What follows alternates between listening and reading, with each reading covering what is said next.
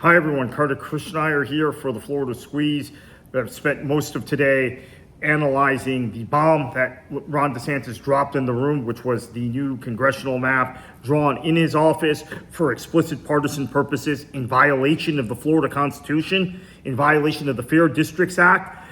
The governor has put his thumb in the eyes of 63% of Florida voters who voted in 2010, which was a very Republican year, by the way, to vote for fair districts based on certain standards. He thinks he's smarter than the voters. He thinks he's smarter than the judges who approved that language. And he additionally wants to take on the Voting Rights Act. So he's smarter than the Supreme Court, whatever iteration of the U.S. Supreme Court, because he is a legal genius. We know this. We know he thinks this way. This map is outrageous. Okay, first off, he presents it on Fox News before he even talks to members of the legislature.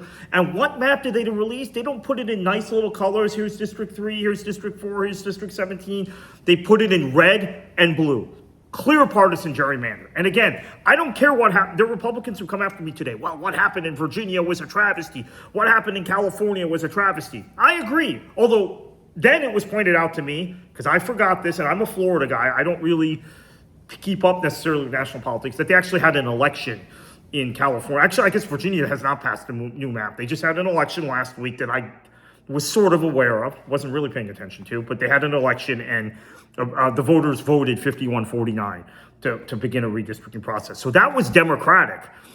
What about Texas? What about Missouri? What about North Carolina? North Carolina that draws a new map every 2 years because they always have Republican legislatures and Democratic governors, and the Democratic governor doesn't have a point in the redistricting process. But anyway, all of that is water under the bridge compared to Florida, because this is a clear violation of our state constitution, and it is a clear violation of the Voting Rights Act.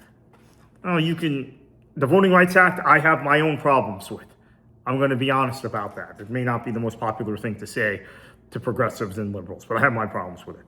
I do not have problems with fair districts. That thing is airtight and represents the wills of the voters and the progressive tradition of good governing in Florida. Progressive, not in the sense of a political ideology, but open government in the sunshine. So this map, released by Governor DeSantis, has cracked Tampa, the core Democratic areas of Hillsborough County, into 3 districts, which are anchored in Citrus County, Pasco County, and I guess the other district is the current Laurel Lee seat. So I guess that has already passed court muster. I'm not going to quarrel with that. I'm going to quarrel with the other 2 seats, which are, looking at this map, District 12 and District 15. Now, District 16 is outrageous. It goes from downtown St. Petersburg, which had their own resident congressperson from 1954 with Bill Kramer, all the way through 2022 when Charlie Crist gave up the seat. They are going to be tied into a seat with Arcadia, which is the Wild West. Arcadia is like a frontier town if you haven't been there. I love the town, actually. That's why I've been there multiple times. But it is like a town in the West, right? It's like a town you would see in Western movies, which are filmed in Utah or Colorado. How can someone from that small town, how could that be a community of interest with downtown St. Petersburg? Downtown St. Petersburg is the most liberal city in the state. That's why. So that's been thrown in a district with Arcadia. District 9, this is really a big one for me. This is where the VRA challenge comes in. That's Darren Soto's district. That's been split with portions, Hispanic majority portions of Osceola County lobbed into the Polk County-based, Lakeland-based 18th district. So you have parts of Poinciana, parts of Kissimmee, heavily Hispanic. This has been done to crack the ability of Hispanic voters to pick their own representative in Osceola County in District 9. That would be Darren Soto. So that puts that Democratic incumbent in danger. Kathy Castor's seat is gone. She's in danger under this map. Now let's go to South Florida because this is particularly amusing. District 22, which is the district Congressman Jared Moskowitz lives in. So if he ran where he lived, he would have to, and actually, he would actually be in the same seat as Debbie Wasserman Schultz. They both live in this seat. where they currently live. They would be in a district that goes all the way to Marco Island, goes all the way up to South Bay, Pahokee. Maybe doesn't quite get to Pahokee. Yeah, I think gets to Pahokee, Belglade, Wellington, Royal Palm Beach, Marco Island, Ave Maria, Immokalee, all in this district. We're supposed to draw compact districts, particularly in heavily populated areas. And don't defend the map by saying to me, oh, well, there's this big district in the Panhandle. There's hardly anyone that lives there. This is connecting two disparate metropolitan areas, two disparate urban areas, using creative map making in order to draw out of their current districts, which are representative of their communities. That's a key. Both Debbie Wasserman Schultz and Jared Moskowitz.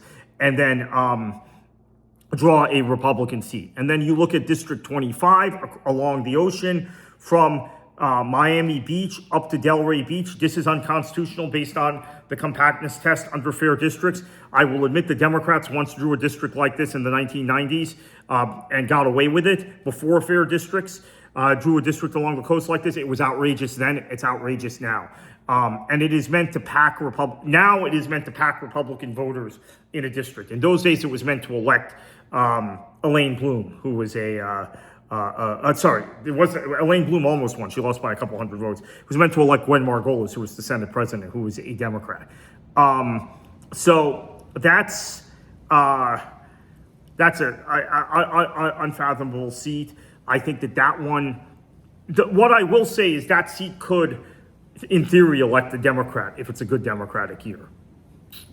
So when we're saying there'll be 4 Democrats, it could be 5 because of that seat. And I think maybe Moskowitz could move there and run there and potentially win, depending on who the Republican is. I think the Republican would either be the former Boca Mayor, Scott Singer, who there are even a lot of Republicans in Boca who don't like him because he, local issues that I covered heavily. And then Chip LaMarca, who I think would be the favored Republican and would be very popular there. The Dade County seats, if I were Mario Diaz-Balart, I would be a little concerned because District 26, he loses Collier County, but what he picks up are areas of Southwest Broward County that have voted for Debbie Wasserman Schultz in the past.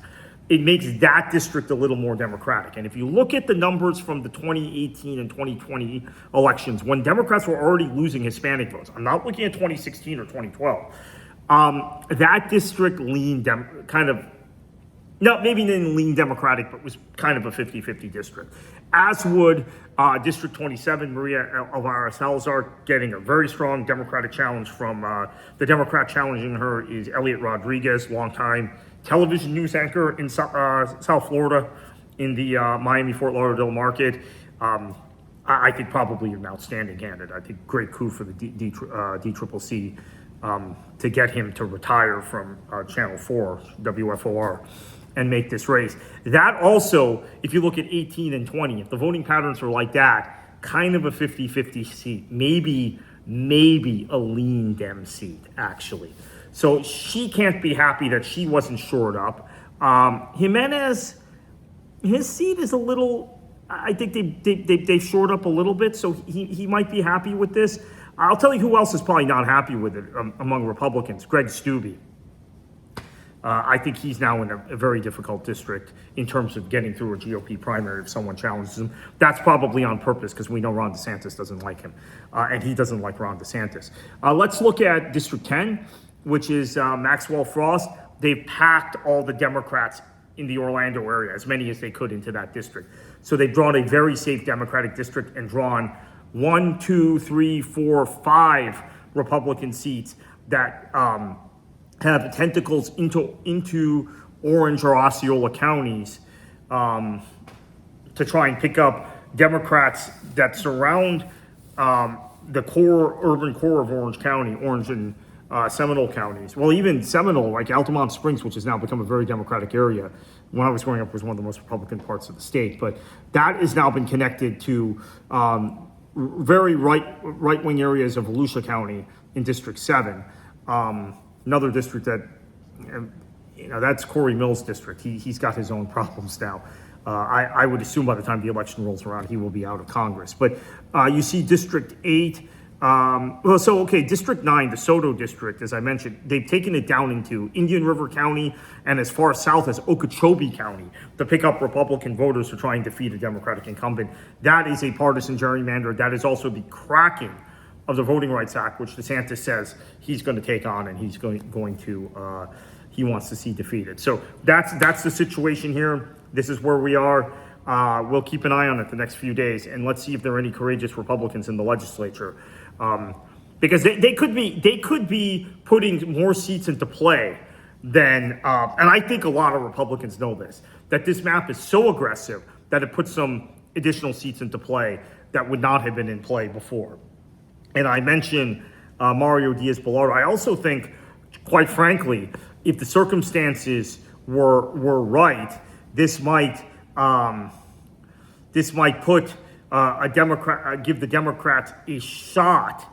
I mentioned the 2 South Florida districts, but also maybe a shot at Laurel Lee. Difficult, but a shot.